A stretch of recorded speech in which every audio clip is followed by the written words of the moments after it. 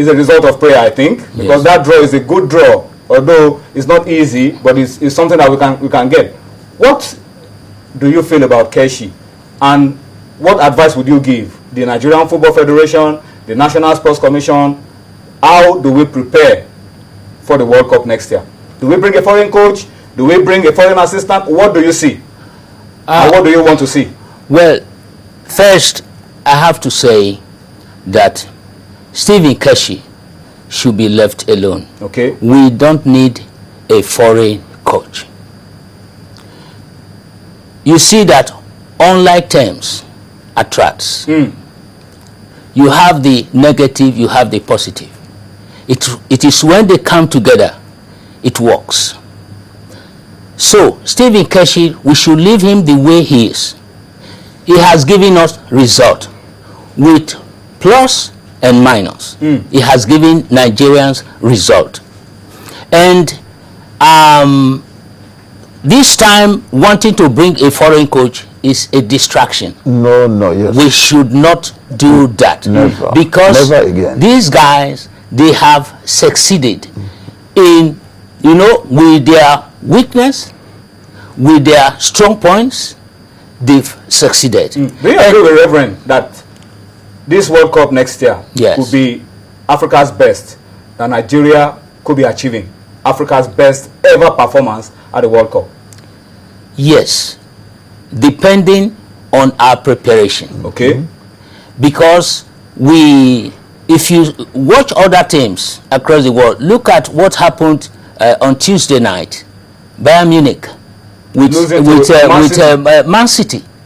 You saw what happened. So I would say that yes, Nigeria will go places, but we have to start preparation now. I saw you with the Minister of Sports. Okay. We heard all what he said. So they should start preparing from now, from today. We should start preparing. And I have a word for Stephen Keshi. You see, with his plus and minus type of coaching, he has taken us to a World Cup. I would say he should please, our boys should start practicing, shooting.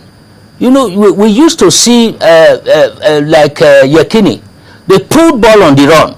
Sure. And when they hit that ball, it's like lightning. So, but the Premier League type or the Spanish type of football where you passing the ball, no. The African style is powered is something. So we should start teaching our boys how to kick, how to shoot. I remember when we were in school, there is a time you come when you are playing football, you just practice kicking, how to kick the football. You use the instep. You use when you are going to have a free kick, they tell you how. So all these should come in place. And I want to say that they should leave Stephen Keshi with his coaching crew. Leave these boys alone. We should avoid distraction. I want to thank every one of you, Channel Sports, your crewmen, and the President of Nigeria, the Sports Minister, the NFF. The NFF has, really, but they should avoid distraction this time, because other countries, they are going to do something. They will want to destabilize Nigeria. They will want to bring in things, to confuse the whole something. So what we are saying, in essence, you should leave Stephen Keshi's crew. And Stephen and his crew, they should train. And we also see that our boys, you have to be physically fit when you are playing. Football is common sense. If you watch Messi, when he's playing, once he's by the goal, he uses common sense. Common sense, it tips the ball up. So we should use common sense. We should do that things that we used to do, when Yakini and others were playing. We should learn to put the ball on the run. We should play from the wings. We should hold on to the ball.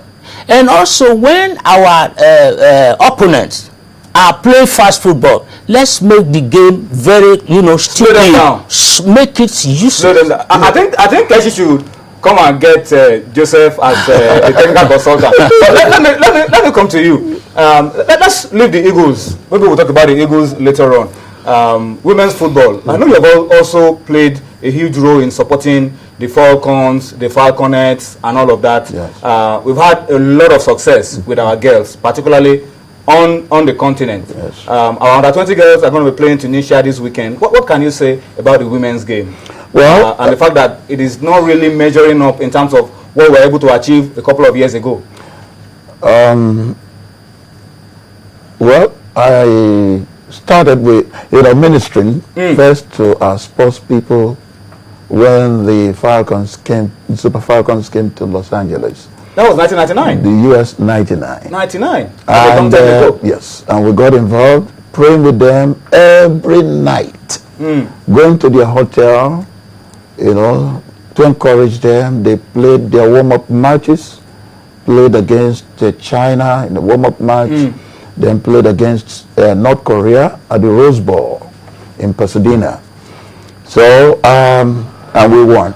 We won all the warm-up matches and the FIFA proper, until we lost to the Americans. They moved to Chicago, lost. So when they lost, I flew from Los Angeles to meet them in Virginia before our game with Denmark. So and we won the game 2-1. 2-0. Okay. 2-0, not 2-1. We beat them. Yeah, we beat them 2-0. We beat South Korea 2-1. Okay. Yes. So we then lost, to Brazil. When we played Brazil, Brazil led 3-1, I think. 3-0. First half. And we equalized. And we came back the second half and equalized. It was a miracle. It was prayer. And then qualified for the Sydney Olympics. Now, I see some problems here with our female football. Yeah.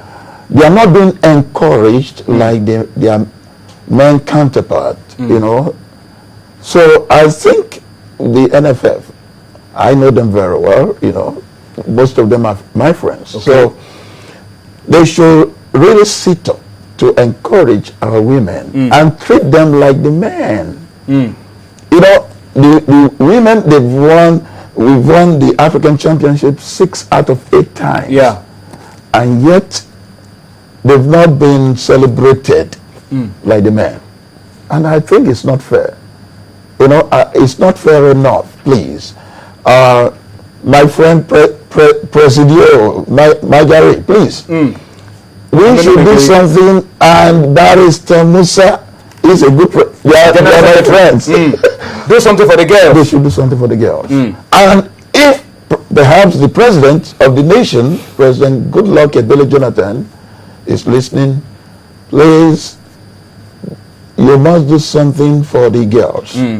Because the girls as well. They have brought a lot of honor to this country. So please do something. And for Keshi, for instance, Keshi is my friend. I've known him for a long time. He lives in the US too. He lives in San Francisco. When he was coach of Togo, we were talking on the phone. He said to me, Reverend, now that I've spoken to you, I think we are going to win the African Cup of Nations in Egypt. I said, no, you're not going to win. Because you're a Nigerian. When you become Nigerian coach, you win. You win. Maybe that's why you won as Nigerian coach. So maybe that's why you won as Nigerian coach. We are there in Egypt, and you are there too. You're Nigerian. So the moment you become a Nigerian coach, that's the time for you to win.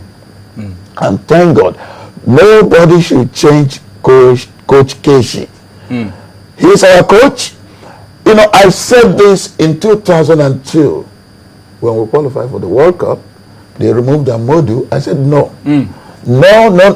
The Nigerian coaches have come of age to lead. But you see, that's why prayer is very important. Prayer is not everything.